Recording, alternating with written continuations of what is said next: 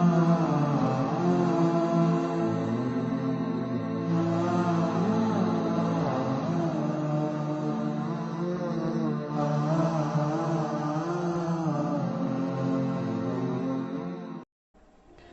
মূল্যবান সম্পদ যেগুলোকে সব সময় আমরা অবমূল্যায়ন করে থাকি, কিন্তু কোনো একদিন হয়তো আমরা এই মূল্যবান সম্পদগুলোর জন্য আফসোস করব, অনুতপ্ত হব, কিন্তু সেদিন আমাদের এই অনুতাপ আর অনুশোচনা কোনো কাজে আসবে না।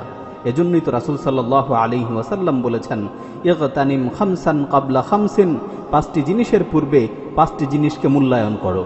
পাঁচটি জিনিস চলে আসার পূর্বে পাঁচটি জিনিসকে মূল্যায়ন করো।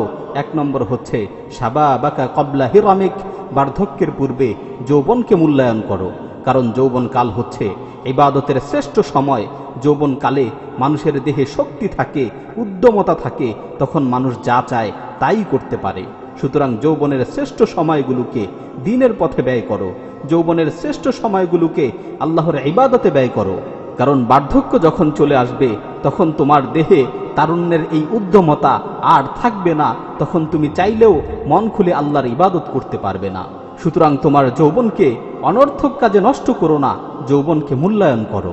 2 নম্বর হচ্ছে অসিহ্হাতাকা ক্বাবলা সাকামিক, অসুস্থতার পূর্বে সুস্থতাকে মূল্যায়ন করো, কারণ সুস্থ অবস্থায় মানুষ অনেক ইবাদত করতে পারে, কিন্তু যখন অসুস্থ হয়ে যায় তখন ইবাদত করার শক্তি থাকে না, মন চাইলেও ইবাদত করতে পারে না। অসুস্থ মানুষ সারাদিন বিছানায় শুয়ে থাকে, চার দেয়ালের মাঝে আবদ্ধ হয়ে থাকে। সুতরাং সুস্থতার সময়গুলোকে মূল্যায়ন করো, সুস্থ অবস্থায় বেশি বেশি করে আল্লাহর ইবাদত করো। 3 নম্বর হচ্ছে ওয়াগিনাআকা ক্বাবলা ফাকরিক, দারিদ্রতার পূর্বে তোমার সচ্ছলতাকে মূল্যায়ন করো, অর্থাৎ সচ্ছল অবস্থায় অপচয় করো না, অনর্থক কাজে টাকা পয়সা নষ্ট করো না, বেশি বেশি করে আল্লাহর রাস্তায় খরচ করো। রাসূল সাল্লাল্লাহু আলাইহি ওয়াসাল্লাম বলেছেন, সেই সম্পদ হচ্ছে সর্বোত্তম যা সুস্থ অবস্থায় আল্লাহর রাস্তায় দান করা হয়।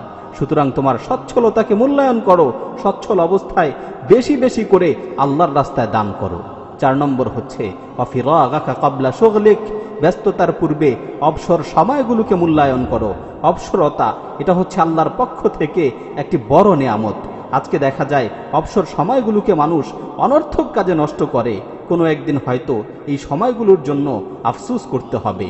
সুতরাং এই অবসর সময়গুলোকে ভালো কাজে ব্যয় করো, অবসর সময়গুলোকে মূল্যায়ন করো। 5 নম্বর হচ্ছে ওয়া হায়াতাকা ক্বাবলা মাউতিক, মৃত্যুর পূর্বে জীবনকে মূল্যায়ন করো, মৃত্যু চলে আসার পূর্বে জীবনকে মূল্যায়ন করো। আল্লাহ তাআলা মানুষকে এই জীবনটা দিয়েছেন ইবাদতের জন্য। দুনিয়া হচ্ছে ইবাদতের জায়গা। দুনিয়ার জীবনে যে যত বেশি ইবাদত করবে, আখিরাতে সে তত বেশি সৌভাগ্যবান হবে, কারণ মৃত্যু যখন চলে আসবে তখন ইবাদতের আর কোনো সুযোগ থাকবে না। আর মৃত্যুর পর মানুষের সাথে তার নেক আমলগুলোই কবরে যাবে, মৃত্যুর পর মানুষের সাথে তার ভালো কাজগুলোই কবরে যাবে। দুনিয়ার ধন সম্পদ, বাড়ি গাড়ি, বন্ধু বান্ধব, আত্মীয় স্বজন কোনো কিছুই তার সাথে যাবে না। সুতরাং মৃত্যু চলে আসার পূর্বে যত পারো ভালো কাজ করো, মৃত্যু চলে আসার পূর্বে তোমার জীবনকে মূল্যায়ন করো। আল্লাহ তাআলা যেন আমাদের সকলকেই এই 5টি মূল্যবান সম্পদকে সঠিকভাবে মূল্যায়ন করার তৌফিক দান করেন। আমিন।